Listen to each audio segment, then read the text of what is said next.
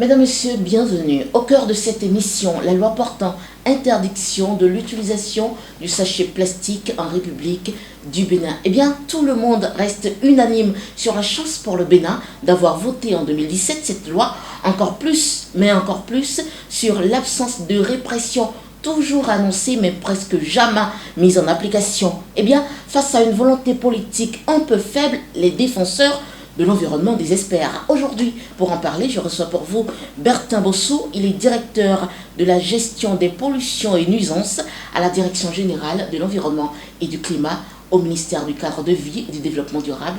Merci de vous installer. Bonjour monsieur. Bonjour madame la journaliste. Comment allez-vous? Je vais très bien. Alors, rappelez-nous l'essentiel de la loi portant interdiction de l'utilisation des sachets plastiques et ses implications pour l'environnement et le bien-être des populations. D'accord, merci beaucoup madame la journaliste.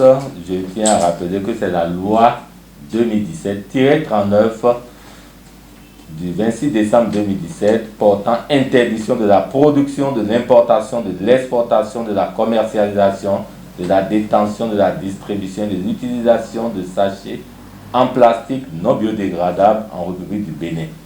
Cette loi définit les terminologies, les champs d'application et le type de sachet objet de la présente interdiction. Au niveau des dispositions contenues dans cette loi, nous avons le chapitre 1er qui parle des dispositions générales. Là, il y a les définitions, les clarifications conceptuelles. Nous avons ça comporte aussi l'objet, le champ d'application. Nous avons le chapitre 2, les interdictions, et le chapitre 3 des contrôles, le chapitre 4 des dispositions pénales et le dernier chapitre des dispositions transitoires et diverses. Donc cette loi comporte 20 articles.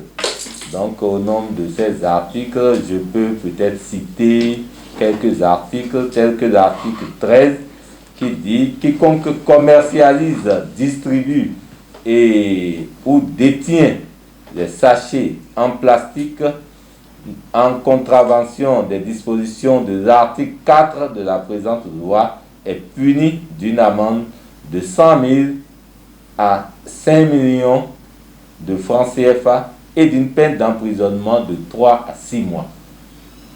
En réalité, il y a aussi d'autres articles. Toute personne qui jette un sachet en plastique par-dessus bord des véhicules et dans la rue est puni d'une amende allant de 5 000 à 100 000 francs et d'une peine d'emprisonnement de 3 à 6 mois.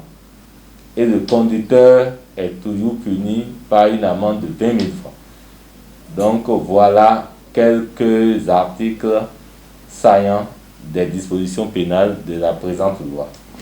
Maintenant, par rapport au bien-être, nous savons que le sachet est entré dans nos habitudes et nous avons coutume de l'utiliser, mais ça présente des impacts sanitaires et environnementaux.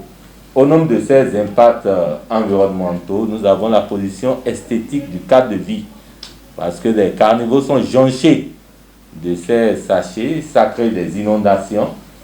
Et nous avons la dégradation de la qualité de l'air, parce que parfois on brûle les sachets pour faire du feu, ou bien pour faire la cuisson, ou bien pour faire le ménage à la maison. Et nous avons la pollution du sol, parce que ces sachets sont enterrés. Et là, ça pollue le sol, ça déstabilise la structure et la texture du sol. Et là, au niveau des végétaux, ils ont des difficultés à prélever les substances brutes qui doivent être transformées, qui permettent les phénomènes de photosynthèse. Et au niveau de la pollution aussi aquatique, on voit que ces sachets qui pullulent au niveau de ces plans d'eau, ça empêche les animaux et les végétaux qui y vivent de pouvoir y rester. Or, nous avons ratifié plusieurs conventions en matière de gestion de l'environnement, notamment la Convention des Nations Unies sur la diversité biologique. Donc, nous devons y veiller. En matière d'impact sanitaire, il y a beaucoup de pathologies. Nous parlons par exemple de l'intoxication alimentaire, parce qu'on emballe les aliments avec du sachet plastique. Et là, au contact de ces sachets plastiques, il y a la libération des substances toxiques au niveau de l'aliment. Et là, en consommant et par phénomène de bioaccumulation, on constate qu'on peut avoir des pathologies secondaires, notamment des problèmes de cancer, des multiplications anormales de certaines cellules cancéreuses. Et nous avons aussi des problèmes d'infertilité. Ça peut créer l'infertilité, des maladies cardiovasculaires. Il y a aussi le paludisme, parce qu'il y a les gîtes de larves responsables du paludisme. Il y a la prolifération de ces gîtes de larves et on a assez de pathologies. Donc, ce qu'il faut retenir concrètement, c'est que le sachet nuit à la santé et à l'environnement. Alors, dites-moi, M. Bossou-Bertin, à chaque saison, on nous brandit la menace de l'application des mesures coercitives de cette loi. On est presque habitué à entendre le ministère sortir et nous dire, écoutez, on va punir, écoutez, on va envoyer les gens en prison. Encore une fois, on apprend que ça risque de se faire. Est-ce que c'est un coup d'essai ou ça risque fort de se faire cette fois-ci? Le gouvernement s'est rassuré d'abord de la disponibilité des sachets sur le territoire national et a pris le temps d'assurer des sensibilisations auprès de tous les acteurs et a accordé des facilités auprès des importateurs, des producteurs de sachets avant de démarrer la répression. Et tous les acteurs sont aujourd'hui engagés à accompagner le ministère du cadre de vie pour l'application effective de cette loi. Alors, mais pour une loi qui a été votée depuis 2017, je comprends qu'il y a une année de sensibilisation, 2 années durant. Qu'est-ce qui aujourd'hui explique ou a justifié cette inaction ou ce silence? Bon, en fait, je vous informe qu'il n'y a pas eu d'inaction. Okay. Il n'y a pas eu d'inaction parce qu'il y a plusieurs activités qui ont été menées au cours de cette période. Nous avons la sensibilisation qu'on a organisée auprès de tous les acteurs. Les douaniers ont été sensibilisés, formés, et aujourd'hui, la douane est à même à arrêter les sachets non biodégradables au niveau des différentes frontières. Vous savez, nous ne produisons pas de sachets. Nous ne produisons pas de sachets sur le territoire national. Nous importons. Donc, il faut fermer les frontières et ceux qui sont habilités, les agents assermentés qui jouent ce rôle, il faut agir d'abord sur ces agents. La police républicaine, on a fait des séances de travail et au niveau des ONG aussi, on a formé des ONG qui sont allés sur le terrain, qui ont sensibilisé les différents acteurs, notamment les marchés, les responsables des boulangeries, les responsables des supermarchés, les pharmaciens aujourd'hui. Quand vous allez en pharmacie, vous allez constater qu'il y a de nouveaux comportements qui sont adoptés au niveau des grands supermarchés. Vous allez constater aussi que de nouveaux comportements ont déjà été adoptés au niveau de ces surfaces-là. Donc vraiment, ce n'est pas une inaction, mais il y a peut-être une ignorance de la part des journalistes. Nous travaillons dans l'ombre et on a mené plusieurs activités. Je ne pourrais même pas citer toutes les activités. On a accompagné que ce soit les producteurs à mettre aux normes certaines machines pour répondre à la nouvelle réglementation. Au niveau de certaines ONG, il y a des structures qui ont accompagné les 3 autres d'enseignement, maternelle, primaire, secondaire, universitaire. Les promoteurs qui vont dans le sens de la sensibilisation sur les sachets, le ministère les a accompagnés pendant cette période. Nous avons comme preuve un projet, une école propre, un trésor gagné, où le ministère a participé de bout en bout et a offert même des matériels de salubrité aux différentes écoles qui ont compétit et qui ont gagné, parce qu'il faut mettre l'accent sur la non-utilisation de sachets et l'hygiène en milieu scolaire. Aujourd'hui, l'objectif n'est même pas d'utiliser sachets, mais des alternatives à ces sachets. Alors, Monsieur Rousseau, j'ai une toute petite question. Est-ce que vous tenez compte de la couche rurale dans votre stratégie de sensibilisation? Oui, en fait... Ceux qui sont dans les villages n'ont pas des facilités autant que nous qui sommes en ville pour avoir accès aux sachets. Nous avons les importateurs qui sont installés sur toute l'étendue du territoire. Ce n'est pas parce que l'importateur a fait une réunion avec vous à Cotonou, on a eu la chance de parcourir tous les départements. Et nous avons les directions déconcentrées du ministère en charge du cadre de vie qui sont nos relais sur le terrain. Donc ces ministères travaillent avec les municipalités, les maires et les élus locaux à travers des stratégies. Nous descendons pour aller voir la couche la plus basse pour pouvoir les atteindre et pour que le message passe. Ce n'est pas le ministère au niveau central qui va, mais au niveau déconcentré, les directions déconcentrées avec la mairie et la mairie avec les arrondissements avec les chefs quartiers, etc. pour que ça puisse atteindre. Voilà la stratégie de communication qu'on a mis en place et qu'on continue par appuyer et intensifier pendant cette période de sensibilisation encore. Nous sommes en plein dans la célébration de la journée mondiale de lutte contre l'utilisation des sachets plastiques.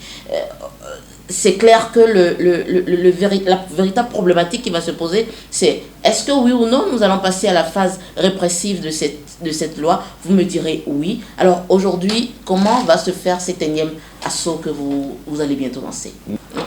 J'informe que ce n'est pas un énième assaut de la part du gouvernement, mais plutôt la volonté d'en finir avec l'axisme observé sur le terrain. Parce que les comportements éco-citoyens, ça doit être promu. Nous avons un ministère en charge de l'environnement. La loi a été votée et le chef de l'État l'a promulguée. Donc c'est exécutoire. À ce titre, après les sensibilisations, il y a les dispositions pénales. On doit sanctionner. Et nous sommes à la dernière phase pour que chaque Béninois puisse appliquer cette réglementation et mettre en œuvre les différentes dispositions contenues dans cette loi. Alors, dans votre stratégie, est-ce qu'il y a une feuille de route voilà, dont on peut être informé? Oui, oui. Bon, au niveau de la feuille de route, je vous dis, nous allons intensifier la sensibilisation pendant les 3 mois qui suivent, c'est-à-dire juillet, août, septembre. Okay.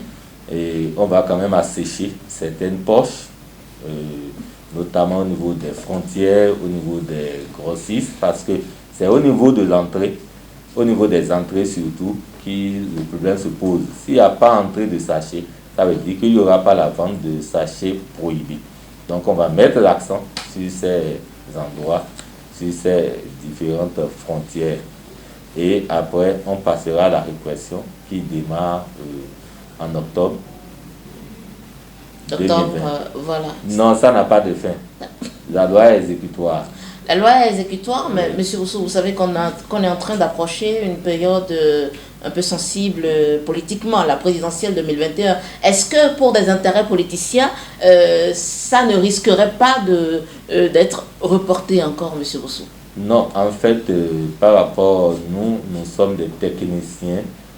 L'application de la loi, on intensifie la sensibilisation pour rappeler les dispositions qui sont contenues dans la loi et après nous allons frapper. Parce que si vous ne rappelez pas et que vous démarrez directement la répression, on peut vous taxer de dire on avait oublié le contenu de la loi.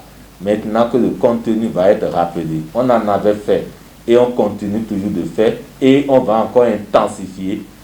Et les ONG vont nous accompagner. On a même un projet de recrutement de 20 ONG qui doivent couvrir tout le territoire. Nous avons des spots, des bandes défilantes. Nous avons plein d'actions médiatiques comme ce que nous sommes en train de faire aujourd'hui pour pouvoir atteindre les couches les plus vulnérables dans ce secteur.